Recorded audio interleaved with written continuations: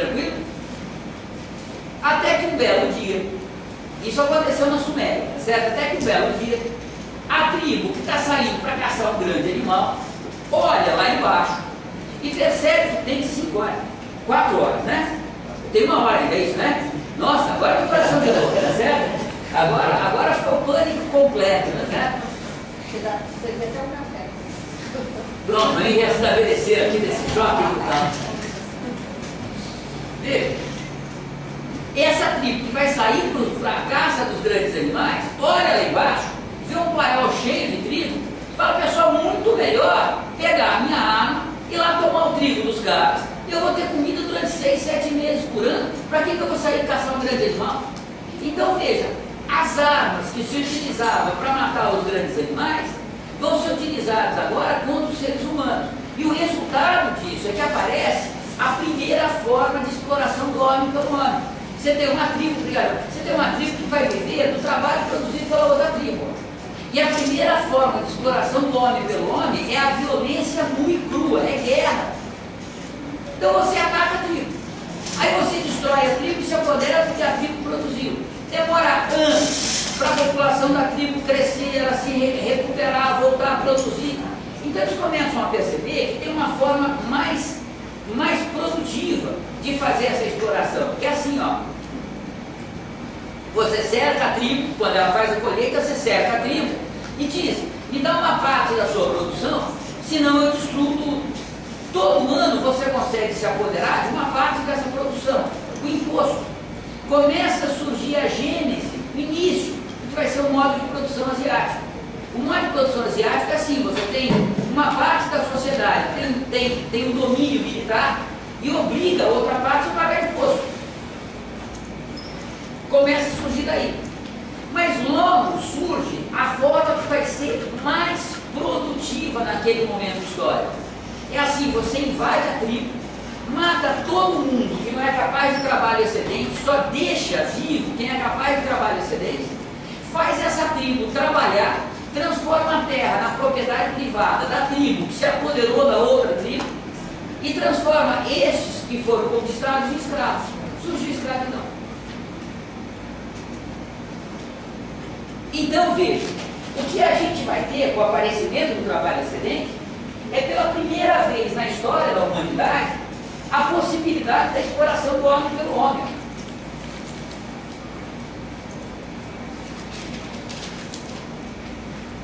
Por que surge essa possibilidade? Porque aqui a produção era tão pequena que não dá para você, não vale a pena. O tempo que você vai gastar para vigiar e explorar o outro cara vai render para você muito menos do que se você produzisse diretamente, se você catasse comida diretamente. Aqui não tem trabalho excedente, percebe? Só dá para ter exploração do homem pelo homem quando cada indivíduo pode produzir mais do que ele precisa. Está claro isso? Mas o aparecimento do trabalho excedente é só a possibilidade da exploração do homem pelo homem. Por que a humanidade evoluiu em tal sentido que hoje, em todo o planeta Terra, toda a sociedade é sociedade de classe, toda a sociedade se baseia na exploração do homem pelo homem. Por causa daquilo que a gente estava discutindo antes, ó. Uma divisão igualitária do trabalho excedente faz com que não sobre para desenvolver as forças produtivas. A sociedade de classes concentra a riqueza na mão da classe dominante e sobra para desenvolver as forças produtivas.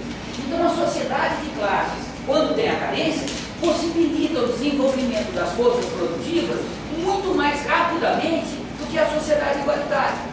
Então, ao longo de milhares de anos, toda vez que uma sociedade de classe se encontra com uma sociedade igualitária, a classe dominante, através do exército, da violência, conquista a sociedade igualitária, transforma a sociedade igualitária em fonte de riqueza para ela e, portanto, a sociedade igualitária é destruída e é substituída pela sociedade de classe. O século XX conheceu as últimas sociedades não de classe no planeta Terra. O capitalismo finalmente transformou toda a humanidade em um processo de luta de classe. Tranquilo? Veja, a exploração do homem pelo homem se desenvolveu, surgiu, não é porque o homem é egoísta, mesquinho, concorrencial, não é porque o homem é mau, não é isso. É que quando você tem a carência, a forma que a humanidade encontrou de desenvolver as forças produtivas é através da sociedade de classe. O que aconteceu em todas as revoluções que aconteceram em países que não tinham abundância, que tinham carência, países atrasados? A sociedade de classe se repôs, a exploração do homem pelo homem se repôs. Pega o Vietnã, pega a China, pega o Vietnã, pega a Cuba, vai embora. Com todas as diferenças e claro que, tá certo? Méritos que existem nesse processo, mas a sociedade de classe não pôde ser superada. Toda vez que você tem carência e trabalho excedente, a sociedade de classe se afirma. Pelo menos no planeta Terra foi assim. Vai que a gente um dia descobre aí os seres extraterrestres, tá certo? Que eles chegam aqui ou a gente chega lá e a gente descobre que eles desenvolveram as forças produtivas por uma outra mediação que não a sociedade de classes. Pode ser que isso seja possível. Mas a história da humanidade no planeta Terra é essa. Aonde tem carência e trabalho excedente, a sociedade de classes mais cedo ou mais tarde se impõe.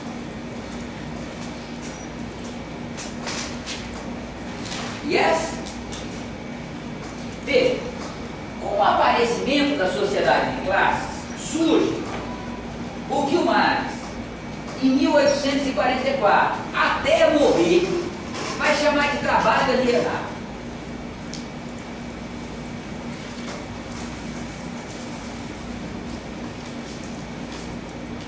Veja, o que é o trabalho alienado? Se a gente pegar uma sociedade de classe, a gente vai ver que a sociedade de classe, ela funciona assim. Você tem a classe dominante,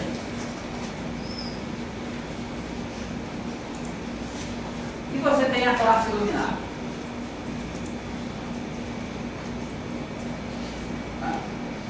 Veja, a classe dominada é aquela classe que vai fazer o trabalho, que vai fazer o intercâmbio material do homem com a natureza. Obrigado. Olha que incrível. Nós temos ser humano aqui e ser humano aqui. Tranquilo? A diferença é que esses caras aqui, olha, possuem agora a propriedade privada. E esses caras aqui trabalham, fazem o intercâmbio material com a natureza. Mas dos dois lados você tem ser humano. Ou seja, dos dois lados, isso aqui está acontecendo. O indivíduo da classe dominante, veja, ele tem as necessidades e possibilidades que vêm do fato dele ser um proprietário privado. Essas necessidades e possibilidades se apresentam na vida cotidiana como um conjunto de necessidades e possibilidades. Vendo a mercadoria, não vendo a mercadoria, compro mais escravo, não compro mais escravo, faço a guerra, não faço a guerra, ele tem tomando decisões. Para fazer isso, veja, ele tem que fazer escolhas. E para fazer escolhas, ele tem que criar, desenvolver os valores. Bom, feito isso, ele tem um projeto, ele tem uma teleologia. Essa teleologia, todavia, não garante a reprodução da propriedade privada dele. Ele tem que fazer essa teleologia se objetivar, ele tem que agir para garantir aquilo que ele acha necessário. Então esse cara aqui, ó, ele vai objetivar e ele vai criar um novo objeto. Ele vai vender a mercadoria, ele vai comprar a mercadoria, ele vai aumentar a produção, ele vai diminuir a produção, ele vai fazer a guerra, ele vai sair da guerra.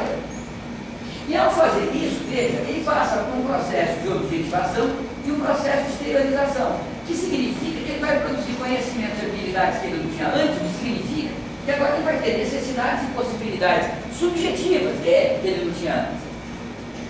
Ao mesmo tempo, ao produzir um novo objeto, ele acaba produzindo novas necessidades e possibilidades objetivas que faz com que, olha, torne esta teleologia anterior superável.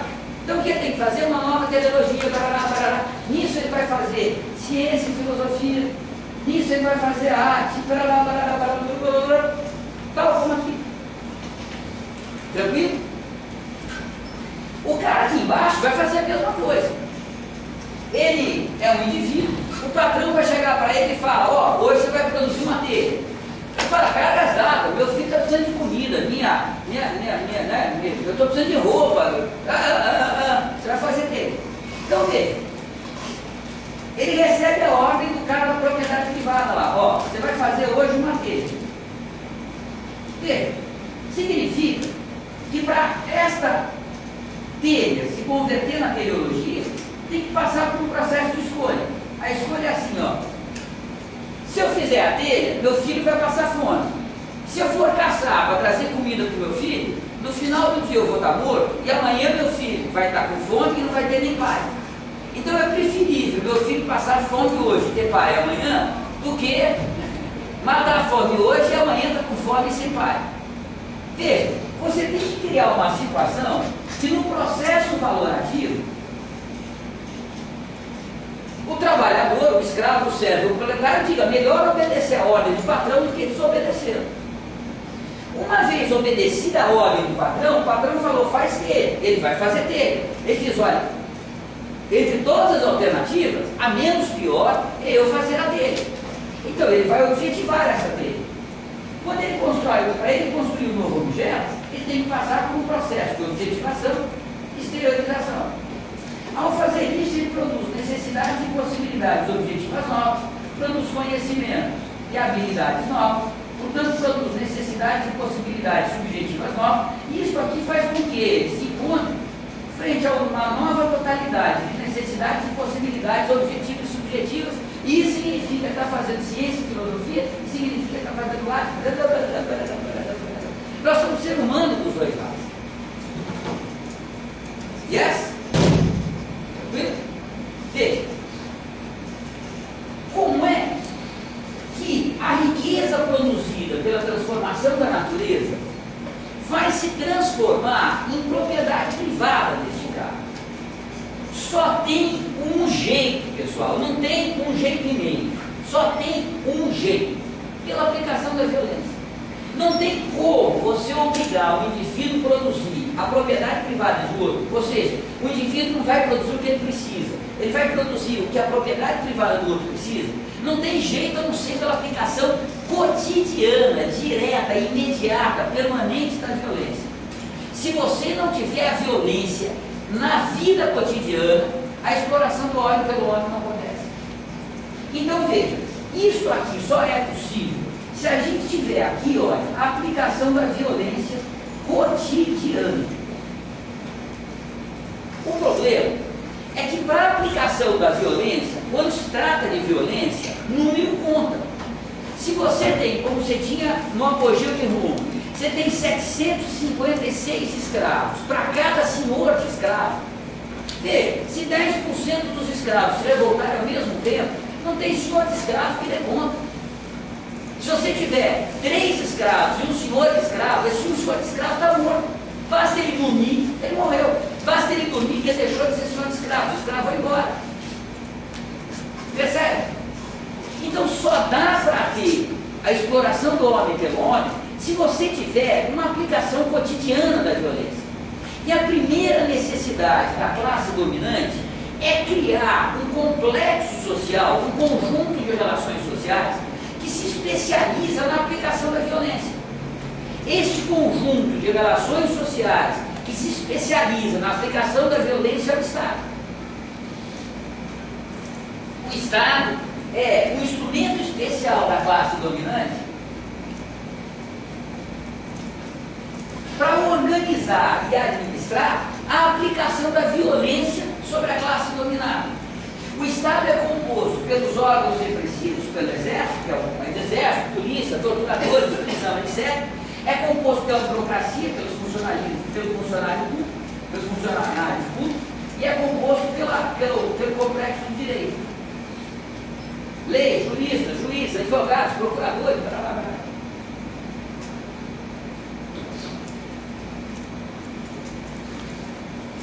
Por causa disso, é que a nossa luta por garantir direitos para emancipar o trabalho nunca sai do mesmo lugar, percebe? Garantir direitos pela mediação do Estado é sempre garantir o direito da classe dominante. Por necessidade ontológica, percebe? Não é uma questão tática. Por necessidade ontológica, não tem como ser diferente. Tal como não dá para atravessar o Oceano Atlântico por baixo da água de bicicleta, tem que ter o submarino, não dá para emancipar o trabalho pela mediação do Estado, tá certo? Mas isso eu deixei discutido com Cristina algum dia, tá certo? Não por esse motivo. Avanço? Veja, para que a gente tenha este Estado funcionando, é necessário que os indivíduos da classe dominante invistam uma quantidade de tempo e de energia fenomenal. Você tem que pensar como é que a totalidade da sociedade está organizada, como é que eu vou estabelecer os direitos e deveres de cada cidadão, como é que eu vou estabelecer os limites e a forma da aplicação da violência, como é que eu vou montar um aparelho administrativo para ter o exército, o complexo industrial militar, para ter a polícia, para ter os torturadores, para ter a segurança privada, para ter... Veja, isso tem que se organizar, dá um trabalho fenomenal. E não só isso dá um trabalho fenomenal, como ainda você tem que ter recursos para isso. Você tem que fazer com que cada indivíduo da classe dominante, quando chegar na sociedade capitalista, não só da classe dominante, mas cada indivíduo da classe dominante tem que contribuir com tanto, porque isso custa muito dinheiro. Não dá para... Isso aí não vai cair do céu. Então você passa a ter uma parte muito importante da classe dominante, cujo processo de objetivação é objetivar o necessário para manter o Estado funcionando. São os políticos, são os advogados, são os teóricos, são os cientistas políticos, são a burocracia estatal, a burocracia sindical, a burocracia partidária. Percebe? Você tem um conjunto de indivíduos da classe dominante que vão funcionar para manter este aparelho funcionando e para aplicar a violência sempre que seja necessário. Veja, a gente não tem segurança quando se trata do cidadão comum, mas o aparelho do Estado tem o aparelho repressivo necessário para garantir a propriedade privada. Veja o que está acontecendo com o Pinheirinho, por exemplo. Lá funciona, mas para garantir a televisão de cada um na sala de cada um, não funciona. A função do Estado não é garantir a segurança do cidadão, é garantir a inviolabilidade da propriedade privada, impedir que a classe dominante, a classe dominada se apodere da propriedade privada. Nestes casos, o Estado funciona sempre. Para debelar a epidemia de dengue, o Estado não serve para nada. Para garantir a propriedade privada, ele é de uma eficiência, não tem nada mais eficiente. Tranquilo? Olha que legal. Então, uma parte da classe dominante tem que entender de economia, de filosofia, de política, de estratégia militar, de tática militar, de administração pública. Veja, tem que entender como que a totalidade da sociedade funciona para que a partir do Estado você garanta a reprodução da propriedade privada, que a sociedade na sua totalidade continue funcionando de tal forma que garanta a propriedade privada. Yes? Outra parte, às vezes não necessariamente outra parte, porque os indivíduos podem fazer as duas coisas, mas outra parte da classe dominante, ela vai se especializar em reproduzir a propriedade privada mesmo.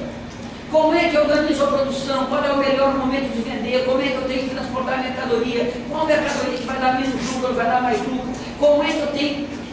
Esses caras vão entender do comércio internacional, da política internacional, de como se dá a estrutura produtiva, da técnica de produção, das inovações tecnológicas, da investigação que vai levar às inovações tecnológicas. Veja, tanto num caso como no outro, o indivíduo da classe dominante, pela sua vinculação com a propriedade privada, se relaciona com a totalidade da sociedade. Ele tem que entender como é que funciona a totalidade da economia, o mercado internacional, ou a totalidade da sociedade, como é que está a luta de classe, como é que está a política, percebe? Isso vai fazer com que esses indivíduos aqui, ó, eles sejam filósofos, jornalistas, procuradores, políticos, administradores, grandes homens de negócio, ministros das relações exteriores. A vida cotidiana, a vinculação deles com a propriedade privada, os vincula à totalidade da sociedade. Yes? Com isso, eles têm as condições econômicas e as condições políticas de impor a esses caras que vão produzir, não o que eles precisam, mas vão produzir a propriedade privada deles.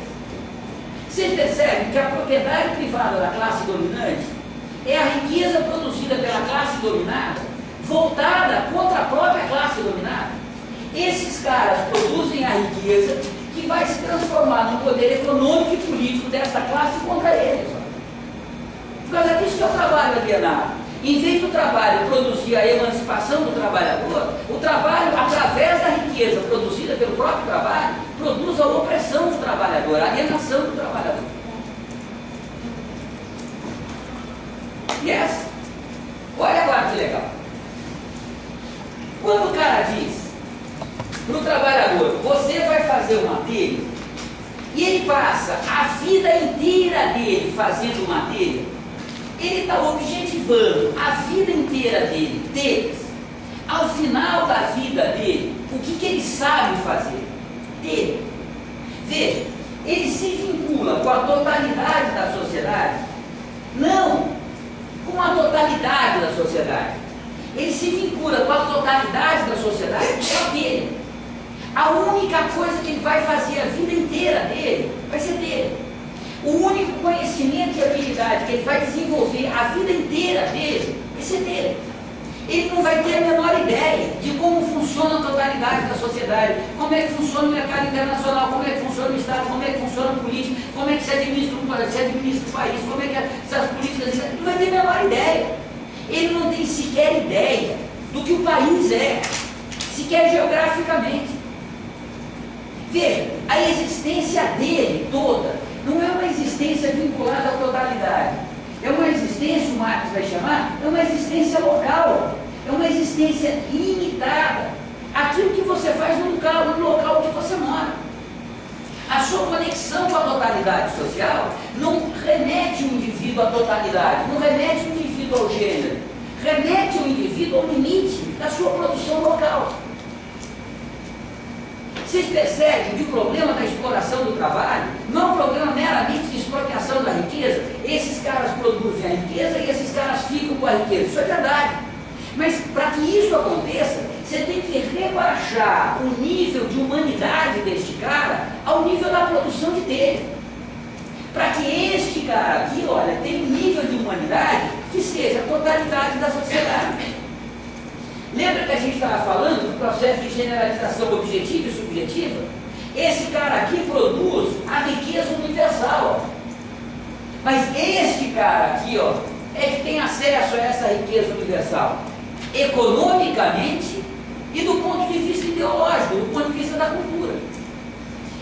Este cara aqui, ele produz a riqueza de toda a sociedade, mas enquanto indivíduo, ele é muito pouco genérico, ele é muito local. Este cara parasita e ao parasitar, ele tem que organizar a totalidade da sociedade. Ele é o indivíduo genérico, este aqui é o indivíduo particular. Quem produz a riqueza tem um nível de humanidade muito mais rebaixado do que quem parasita a riqueza. O desenvolvimento da sociedade vai se dar predominante por meio dos indivíduos da classe dominante. Quem vão ser os grandes pensadores, os grandes filósofos, os grandes artistas, os grandes arquitetos, os grandes... Por onde que a humanidade vai se desenvolver? De onde que vem os indivíduos que vão servir de mediação para o desenvolvimento da humanidade? Predominantemente, não apenas, obviamente, predominantemente daqui, ó. Porque aqui é que se realiza a existência genérica, percebe? Aqui você tem uma existência local, não genérica.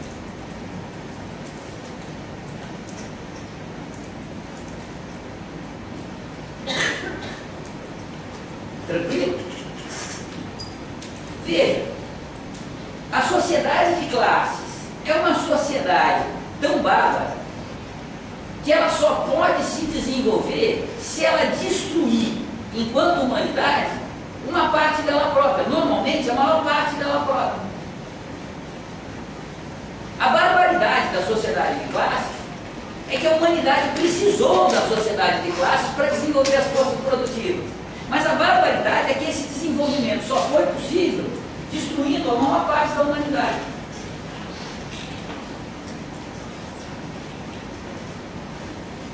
Tranquilo?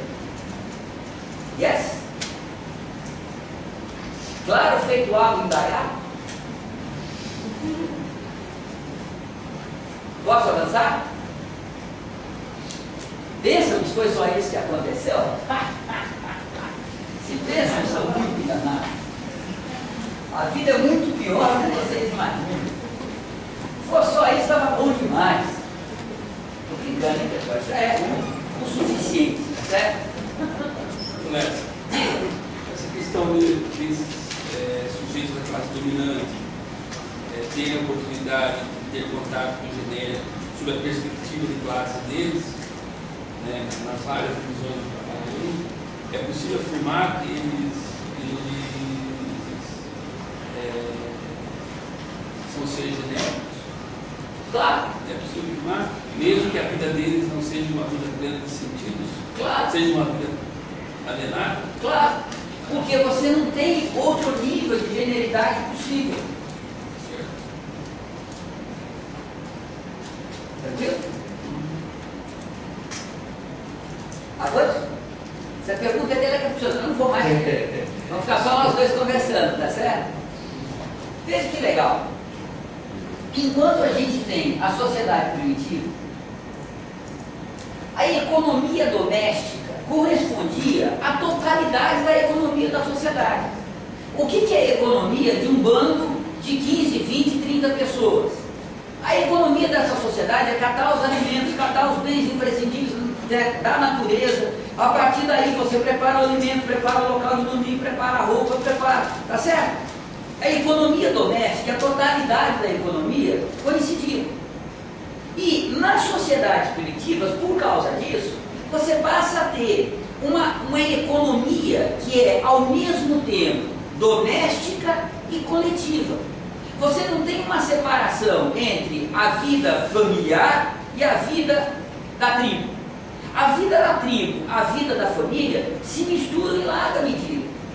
Aonde as coisas se separam é assim, ó, você tem que estabelecer limites para as relações sexuais. Porque senão tem todo o processo de degenerescência genética, etc. Então, por exemplo, você tem que evitar as formas de incesto. Então você tem que estabelecer uma relação de parentesco que evite que pai e filha, mãe e filho, irmãos, primos, transem. Para você fazer isso, você tem que estabelecer uma relação de parentesco. Mas é isso, não é nada mais do que isso. Se morre a mãe de uma criança, a criança é imediatamente adotada pelo restante da tribo, pela irmã, pelo primo. Cada tribo tem lá o seu costume. Se você tem, né, se você tem, sabe lá eu, se você tem uma família que tem gêmeos, não consegue criar os dois filhos, imediatamente o outro nenê vai sendo adotado. Isso fazia, as crianças eram criadas conjuntamente, o alimento era preparado conjuntamente, as pessoas preparavam o local do dormir conjuntamente. Você não tem a chamada família nuclear. A família não se distinguiu da sociedade como um complexo à parte. Claro que em cada sociedade primitiva, lembra que eu estava dizendo para vocês que a humanidade era muito heterogênea, costumes, são muito diferentes. Mas não tem em nenhum lugar na sociedade primitiva, onde tem coleta, em nenhum lugar você encontra uma família que tem um pai e uma mãe, dá certo os filhos, criados, isolados. Não tinha isso. Mas quando você passa por uma sociedade de classes, veja, o indivíduo da classe dominante não tem o menor interesse em gastar a propriedade privada dele, o dinheiro que ele tem, a riqueza que ele tem, para financiar, né, a educação, a alimentação, o crescimento do filho do seu concorrente, que depois vai ser concorrente do filho dele. Não tem o menor interesse numa coisa dessa. Então, quando entra a sociedade de classes, pela primeira vez, a forma comunitária de existência não é mais possível. E isso faz com que aquela forma familiar comunitária também não seja mais possível.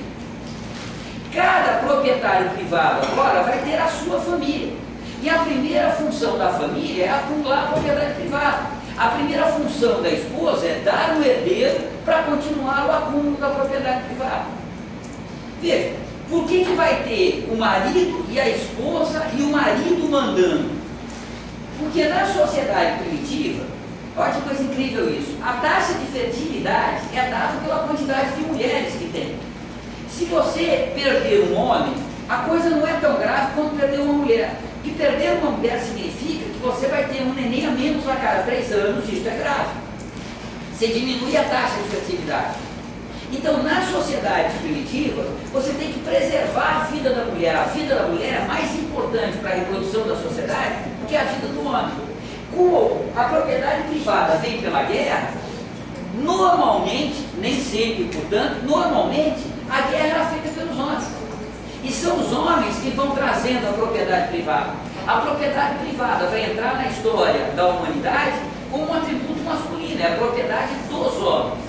E a partir desse momento, o homem, que é o proprietário privado, ele vai se relacionar com uma mulher que não é proprietária privada, numa sociedade que funciona para a reprodução da propriedade privada. Isso significa, veja, que se a mulher quer participar da sociedade, ela tem que participar de um modo subordinado à propriedade privada. A mulher, ela tem duas alternativas possíveis. Ela vai se transformar em esposa ou ela vai se transformar em prostituta. Nas duas formas, você tem a mesma subordinação da mulher ao poder econômico do homem, à propriedade privada do homem. Nas duas formas. A diferença é que a esposa cabe o herdeiro, a prostituta não. O filho que se tem com a prostituta é o bastardo.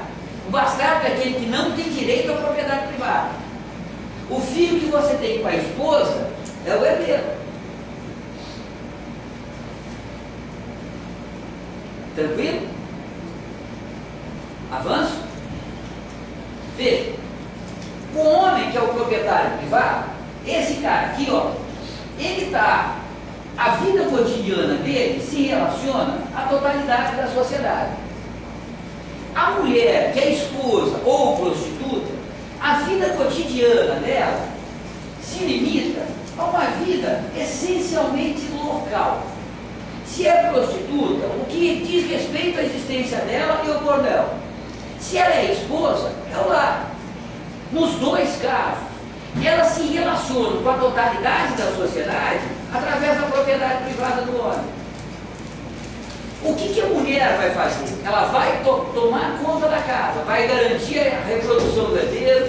Se é uma propriedade, se é uma família um pouco mais rica, vai tomar conta dos servos e vai garantir que quando o marido chega em casa, está tudo preparadinho para o cara ser bem servido. Mas isso significa, veja, que ela tem um poder delegado pelo marido de organizar a vida cotidiana da forma que for necessária para atender bem o marido. A opressão do marido sobre a mulher se transforma na opressão da mulher sobre todo o restante da família. O lar fica sendo o espaço do imperialismo feminino. A esposa enfia ali um poder tão autocrático quanto o poder que o marido tem sobre ela. E o resultado disso, veja, é que você passa a ter no interior da família a reprodução de um masculino e de um feminino inteiramente diferente, qualitativamente diferente do que a gente tinha durante a sociedade primitiva. Agora, o masculino é o proprietário privado. Tá? Você quer macho mais macho do que o cara que tem um Lamborghini, uma Ferrari, não sei das quantas, tá certo? Que é cara, né? O cara que é macho, tá certo? Esse cara é rico, tá certo? Ele é um proprietário privado. Além disso, ele é um cara que sabe se virar no mercado. Então, quando é necessário, ele é violento, ele é valente, ele tem iniciativa, ele é inteligente, ele é vivo, tá certo? A mulher tem que ser dócil, submissa, de preferência burra. Percebe? E o resultado disso, veja, é que você tem um processo de desenvolvimento do masculino e do feminino ao longo de milhares de anos, que vai fazendo com que a gente, nós todos, a gente só sabe se relacionar com o outro através de uma relação de concorrência. Isso vale para o outro, que é o outro da sociedade, e vale para o outro, que é o companheiro de família da gente. Toda relação familiar é necessariamente uma relação de dominação e, portanto, necessariamente uma relação de conflito. Eu vou mostrar para vocês que não é apenas isso, mas necessariamente é isso. Não tem como ser diferente. Porque isso vem da sociedade de classe. Mesmo quando você troca de gênero, é interessantíssimo, né? Eu conto isso, mas é divertido, para a gente dar risada, mas é verdade. Teve uma época em casa que eu decidi quem ia cozinhar cozinhar era eu, tá certo? A brincadeira é, a cozinha agora é o cozinha, é um espaço masculino. Eu vou cozinhar, tá certo? E eu estava cansado daquelas comidas, estava todo mundo importando, de fato, putz, sou bom cozinheiro, tá certo? Então eu ia para a cozinha um sábado à tarde, fazia 30 pratos, congelava. Todo dia, às 11 horas, eu ia para a cozinha, ao meio-dia dava almoço servido, fazia receitas francesas, receitas americanas, receitas escandinavas. A gente comia bem para dedar de casa, super legal. E além disso, vai ficar mais barato, né? Porque aí você organiza, produção em escala, pô, você economiza para dedar, tá certo? Então as coisas foram caminhando e eu fiquei, tá certo? Bom, uns 4 ou 5 meses depois, eu não aguentava mais, porque não tem nada mais chato do que todo dia você fazer a mesma coisa. E a compensação era assim, ó, eu colocava na mesa, alguém tinha que dizer, porra, rapaz, que comida gostosa, hein? Se não dissesse, cara, eu me sentia o cara mais desamado da humanidade, certo? Porra, que gente ingrata, senta na mesa para comer, nem diz que gostou da comida, nem reconhece o esforço. As mulheres estão sentindo algo parecido, certo? Sabem do que se dá. Porra, aquilo vai dando os nervos, não é possível, né? Mas teve um dia que, de fato, eu e Cristina, depois deu muita risada, porque a gente chegou no limite do impossível, certo? Chegou a determinada época, eu cismei, que só dava para cozinhar se tivesse um saleirozinho de porcelana, com aquela tampinha de madeira, sabe? Que coloca na parede. Eu cismei. Se eu tivesse aquilo, não dava mais, certo? Eu vou comprar o saleiro, se aquilo não dá para comprar o saleiro, não mais, certo? E um belo dia, Cristina foi no supermercado, eu sabia que tinha um saleiro lá, que eu tinha visto. Ô Cristina, compra um saleiro lá para deixar. Foi. Quando voltou sem saleiro, eu tive um piti. Assim, tava eu lá, tá certo? Com a famosa histeria feminina, tá certo? Tava eu, né? Veja, pessoal, não depende do gênero, percebe? Esta é uma atividade tão massacrante, tão local, tão empobrecedora, que quem faz se oprime. Eu tenho outro casal que a gente conhece da França, que ela é uma médica bem sucedida, etc. Ele é um sindicalista, vive desempregado. Então, ele toma conta da casa, ele limpa a casa, ele cozinha, ele é excelente cozinheiro. Ele cozinha, pega os filhos na escola. Pô, você pega a relação entre os dois, ele é a mulher, ela é o homem. Ela chega em casa, dá ordem, ele briga, fica neurastênico, tá certo? Claro, porque o problema não é de gênero, não é de, entendeu? Não é se é homem ou mulher. O problema é quem está fazendo essa tarefa. Essa tarefa embrutece. Essa tarefa reduz o nível de generalidade, rebaixa o nível de humanidade da gente. Se vocês pegarem os casais homossexuais, é muito interessante. Eles reproduzem exatamente a mesma coisa. Tem um que é o contato com o gênero e o outro que é o contato com a atividade local. Um é o homem, o outro é a mulher, independente dos sexos envolvidos. Vocês percebem que o problema que se trata é que você tem uma forma de reprodução da sociedade que impõe necessariamente uma forma de relação entre os indivíduos que no interior da família implica nisso. Por mais que a gente tenha consciência disso, esse é um problema que só pode ser superado coletivamente. Claro, se você tem consciência, você consegue de alguma forma mexer com esse problema com alguma consciência. Mas mexer com o problema com alguma consciência não significa ser capaz de superar o problema. Eu vou mostrar para vocês logo em seguida. Ô camarada, você tá bom? Como é que tá a vida? Tudo bom? Desculpa aí. Pô, que saudade. Eu vou mostrar para vocês, veja, pô, a gente se encontrou em circunstâncias muito legais na vida aí, ó. Depois a gente se conversa. Veja, a gente vai ter, quando eu vou mostrar para vocês que quando a humanidade vai desenvolvendo essa capacidade efetiva disso que chama amor, que nesse momento ainda não tem. O primeiro momento que a humanidade é capaz de amar para valer, primeiro momento, tá certo? Vai ser com Romeu e Julieta. Esse é o primeiro momento que aparece este amor que o Hegel vai chamar o amor sexual individual. Este amor que a gente sente aparece pela primeira vez na história ali em 1500, 1600. Antes a humanidade não amava. Eu vou mostrar para vocês por quê, tá certo? Lembra o desenvolvimento da afetividade? A gente só vai atingir o desenvolvimento da afetividade capaz de viver essa emoção lá na frente, começando no período moderno, lá a partir de 1500, 1600. Quando o amor entra na história, entra dentro dessa relação. Vocês percebem que o amor entra necessariamente como tem que morrer no final. Percebe? Porque aqui, ó, isso é uma relação de dominação. A família monogâmica, isso que é a família monogâmica. A família monogâmica é necessariamente patriarcal. O patriarca pode até ser uma mulher, mas é necessariamente patriarcal. É o poder da propriedade privada na organização familiar.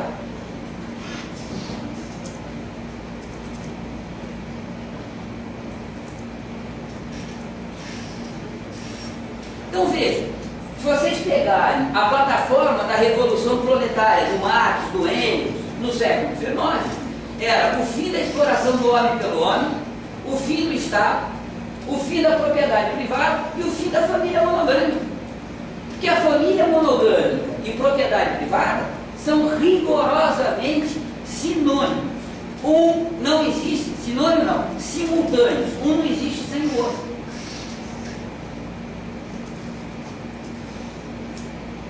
Olha que coisa curiosa. A mulher ela vai ser esposa e prostituta.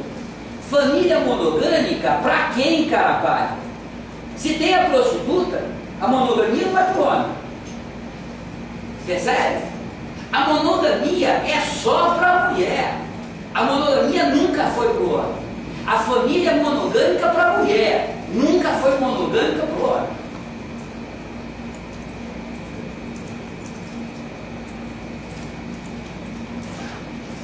Veja, eu vou avançar, depois a gente volta. Quando a gente chega no século XX, portanto, agora, tá certo? Quando a gente chega no século XX, é generalizada a concepção que a mulher tem uma relação com a sexualidade qualitativamente diferente do homem. A mulher bem educada, bem entendido, né, pessoal? Qualquer família não. A mulher bem educada, ela é capaz de controlar o seu impulso sexual, a sua necessidade sexual. Porque a mulher, afinal de contas, ela, veja pessoal, nem orgasmo ela tem, ela não ejacula. Diziam isso, eu não estou mentindo. Não ejacula, não tem orgasmo. O homem, o impulso sexual é incontrolável. Se você não pegar um menino de 12, 13 anos de idade e levar para o prostíbulo, ele vai ficar doente. Porque a energia sexual do homem é incontrolável. Como é que você quer que o homem fique a vida inteira com uma mulher? É impossível. É assim, eu não estou brincando, é assim. Minha avó, portanto eu não estou falando de 17 gerações atrás, minha avó nunca soube o que é um orgasmo. Nunca soube o que é um orgasmo. E como é que eu sei disso? Tá vendo? Você me graça a minha mãe tinha acabado de separar do meu pai e ficou junto. Ele separou com meu pai e não ficar com o tio. Foi uma briga da família inteira. O tio era o padrinho da minha irmã, nossa, foi um caos, era casado com uma prima, o caos, certo? Mas enfim, nessa brigaiada, né, isso foi em 1970, né, 2 anos depois de 68, tá certo? Feminismo, Beth Friedman, queimando sutiã, aquele momento da história. Minha mãe estava na sala de jantar, a minha tia já separada do meu pai, estava eu na mesa, minha tia com certeza, minha avó, talvez alguns sobrinhos, primos meus. Minha mãe está dizendo agora com o Miguel, eu sei o que é uma vida sexual, eu sei o que é um orgasmo. E a minha avó foi ficando puta, né? Ela falou, porra, Terezinha, que coisa, eu me disse esse negócio de orgasmo a vida inteira, tua vida até agora. Eu fiquei sabendo por causa disso, tá certo? Minha própria avó, tá certo? Minha própria avó.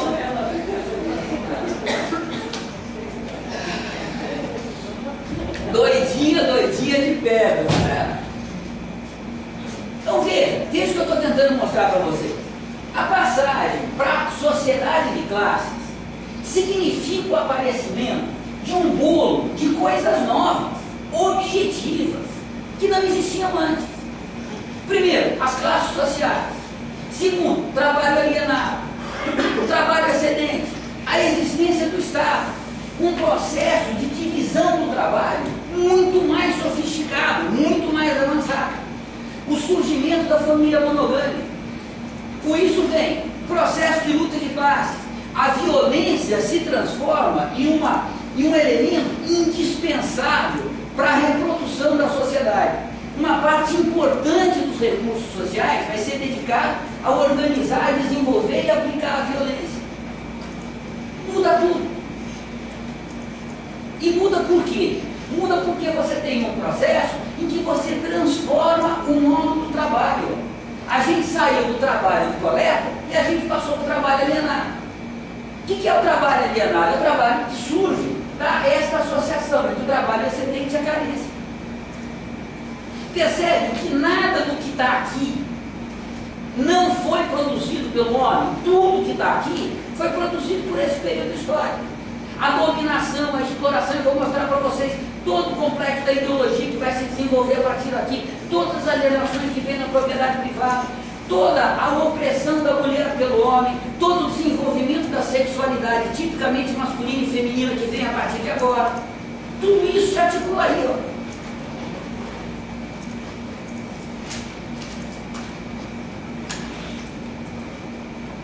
De novo, não precisamos de Deus para explicar isso, está vendo?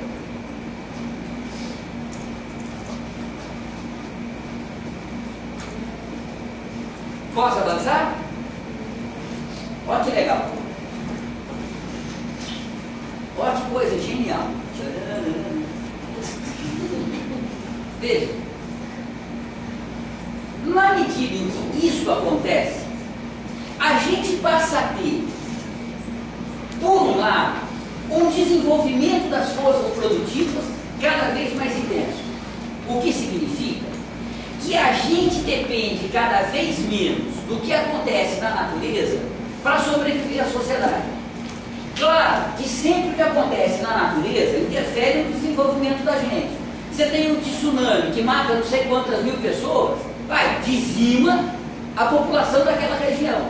Mas vocês percebem que o tsunami hoje seria uma tragédia, tá certo? Enorme. Um tsunami hoje é uma excelente oportunidade para reproduzir o capital. Você limpou a praia daquela sujeira toda, agora você pode fazer. Percebe? A economia mundial até se desenvolve.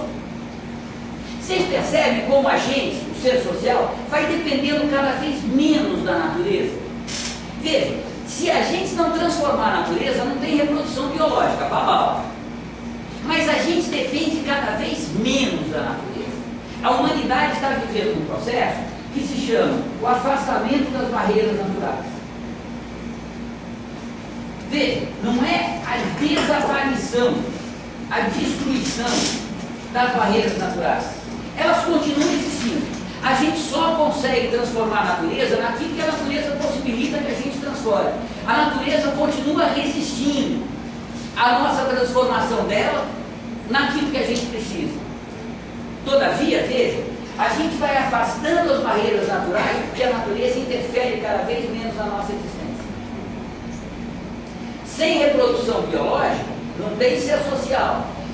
Mas com o desenvolvimento da sociedade, a relação sexual vai sendo uma necessidade cada vez mais afetiva e cada vez menos biológica. A maior parte das relações sexuais que a gente tem na vida não tem mais como finalidade a reprodução biológica. Pelo contrário, a gente faz tudo para não ter filho.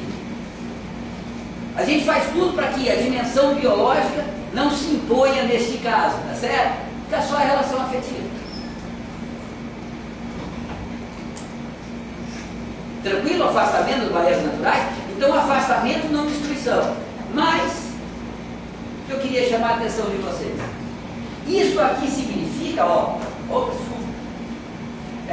isso significa que aqui a gente tem a separação entre trabalho intelectual e trabalho manual. Veja, por que a transformação da natureza é trabalho manual? A essa altura está claro para vocês, eu espero. Porque a gente só pode transformar a natureza colocando matéria natural contra matéria natural. E a única matéria natural que a consciência tem diretamente sob controle é o corpo humano. Então a gente só consegue transformar a natureza através da mediação do corpo humano. Tranquilo isso? Mas por que o Marx vai chamar de trabalho intelectual o que não é intercâmbio com a natureza? O que a classe dominante faz é organizar a sociedade. E organizar a sociedade não é transformar a natureza. Se o Marx está dizendo que o trabalho é intercâmbio material do homem com a natureza, como é que ele pode chamar isso aqui de trabalho intelectual? Quando o Marx estava terminando a redação do volume 1 do Capital, o Engels escreveu uma carta para o Marx, dizendo: ô Marx, você vai gerar uma confusão medonha. É melhor você você criar categorias novas do que você pegar as categorias que a economia política já desenvolveu para tentar explicar as suas ideias. E o Marx responde para ele dizendo, não, não é isso não, hein? Se eu for criar categoria nova, ninguém vai entender o que eu estou dizendo. A gente tem que pegar as categorias da economia política, criticá-las e dar a elas um verdadeiro conteúdo. É o que ele vai fazer no Capital. Veja, o que o Marx está chamando de trabalho intelectual?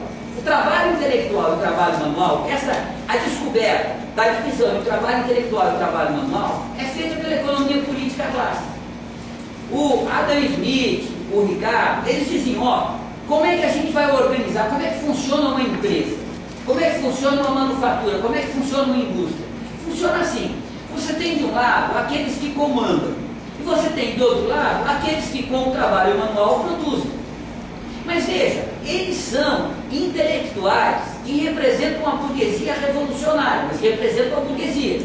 Eles representam os burgueses dentro das empresas.